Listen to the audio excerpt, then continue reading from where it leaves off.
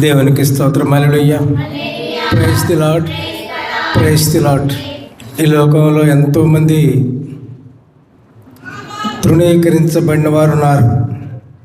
ఎంతోమంది విసర్జించబడిన వారు ఉన్నారు. మరి తల్లిదండ్రుల చేత విసర్జింపబడిన వారు ఉన్నారు. తల్లిదండ్రులు పిల్లల చేత విసర్జింపబడిన వాళ్ళు ఉన్నారు. మరి ఆ విధంగా ఈ లోకంలో అనేక మంది జరుగుతూ ఉన్నది పిల్లరా. దేవునికి స్తోత్రం. వాటి నుంచి విమోచించబడటానికి దేవుడు మన కోసము మరి తృణీకరించబడ్డాడు. హల్లెలూయా. Praise the Lord. అదే ఇక్కడ చూద్దాం. యెషయా 53వ అధ్యాయం 3వ వచనం. అతడు తృణీకరింపబడిన వాడును, మనుషుల వలన విసర్జింపబడిన వాడును ఆయన. వ్యసనాక్రాంతుడుగాను, వ్యాధిని అనుభవించిన వాడుగాను, మనుషులు చూడనల్లని వానిగాను ఉండెను.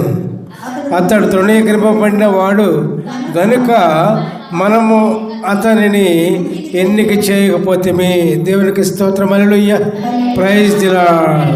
చూసారండి, మరి దేవుడు ఆయన నీతిమంతుడే. ఆయనలో ఏ దోషం లేదు, ఏ తప్పు లేదు, ఎటువంటి అవినీతి లేదు. నీతిమంతుడైన దేవుడు ఎందుకు తృణీకరించబడ్డాడు? ఆయన తృణీకరించబడింది ఆయన ఎంత విశ్వాసం ఇచ్చినప్పుడు. మరి మనము తృణీకరించబడుతున్న జీవితం అనుభవిస్తున్నా మనము స్వేచ్ఛకు గురి చేస్తాడు దేవుడు. మరి తృణీకరించబడిన వారిగా కాక మంచి స్వతంత్ర జీవితం కలవారిగా చేస్తాడు ఆయన. దేవునికి స్తోత్రం. హల్లెలూయా. Praise the lord.